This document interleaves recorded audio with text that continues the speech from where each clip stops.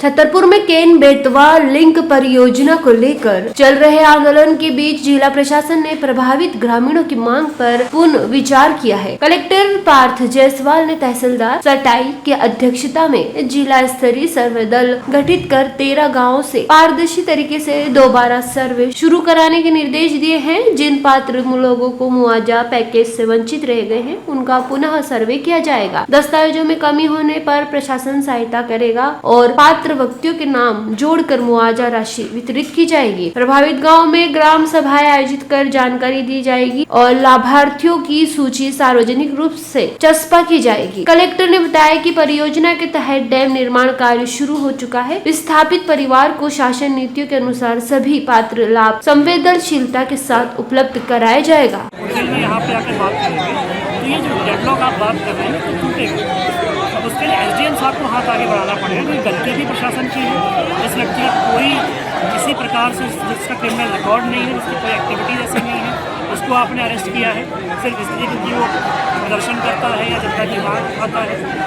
उनकी सारी बातों से हम लोग भी सहमत नहीं होते, और इसका मतलब ये नहीं है कि आप उनको जेल में लाएंगे। आप सहमत न बने रहिए, लेकिन वो अपनी बात को आप उसके सामने रखें। कई बार प्रोमिस करने के बाद आप लोगों ने प्रोमिस पूरे नहीं किए हैं, इसलिए विश्वास जनता के मन में थोड़ा सा कम है प्रशासन पर। अगर एसडीएम साहब आ जाएंगे, यहाँ बात हो जाएगी। ये सब यहाँ सब लोग हैं, कोई असभ्यता नहीं करेगा एसडीएम साहब के साथ, बस बात करना चाहते हैं। अगर एसडीएम साहब आ जाएंगे तो फिर तो गुडविल में वो बात चालू होगी।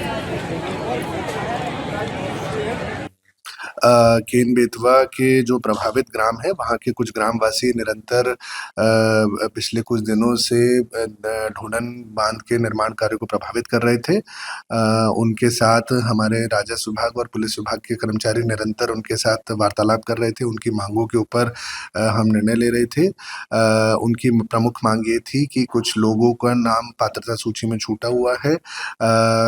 इस संबंध में जिला प्रशासन ने एक पृथक से एक दल गठित कर दिया है। तहसीलदार की अध्यक्षता में एक नया दल गठित करा गया है जिला स्तर से, जो दोबारा से उन सभी ग्रामों में जाके सर्वे का कार्य करेगा।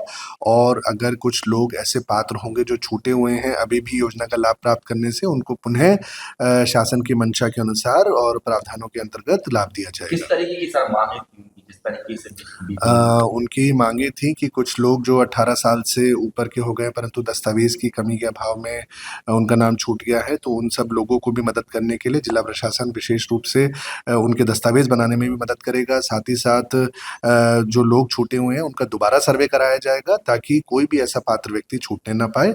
इसी संबंध में सभी ग्रामवासियों को आश्वासन दिया गया है कि कहीं किसी प्रकार की कोई अनियमितता नहीं होगी। इस काम को करने के लिए जिला प्रशासन पूरी तरीके से इसके पीछे का उद्देश्य क्या है?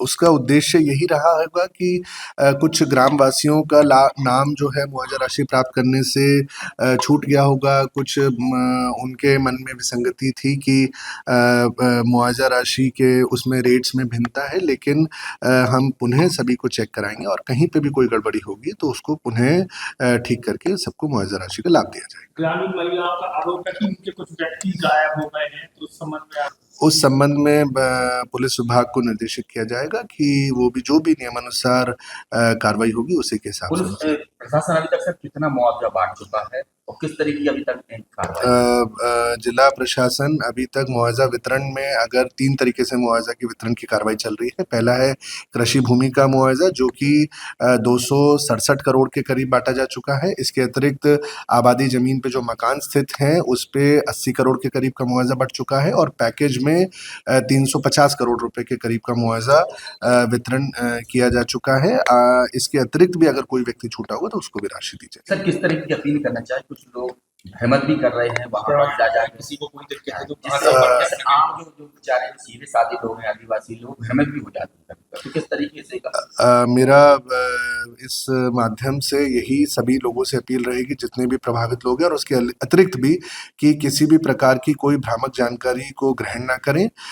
अगर आपके मन में किसी भी प्रकार का राशि के प्राप्त करने में कोई संशय है या कोई भी शिकायत हो तो उसको अपनी ग्राम पंचायत में भी नोट कराएं, अपने एसडीएम ऑफिस में भी आके, तहसील में भी आके उसको नोट करा सकते हैं। और उसके बाद भी अगर समस्या का निराकरण नहीं होता है तो जिला स्तर पर भी हमारी एक टीम है एडीएम की अध्यक्षता में, वो उन सभी शिकायतों को तत्परता से निराकरण करेगी। कोई कंट्रोल रूम बनाया क्या इसके बारे में? इसके लिए हमने विशेष तौर पे पहले भी एक ग्राम सभाओं में, ग्राम पंचायतों में रजिस्टर्स का संधारण किया गया था। उसके अतिरिक्त हम सीएम हेल्पलाइन में भी एक पृथक से उसका मॉड्यूल बनाएंगे कि कोई भी केन बेतवा से संबंधित कोई शिकायत करना चाहता है तो वो सीएम हेल्पलाइन और अन्य हमारी जो जन सुनवाई रहती हैं अन्य माध्यमों में भी अपनी शिकायत दर्ज करा सकता है।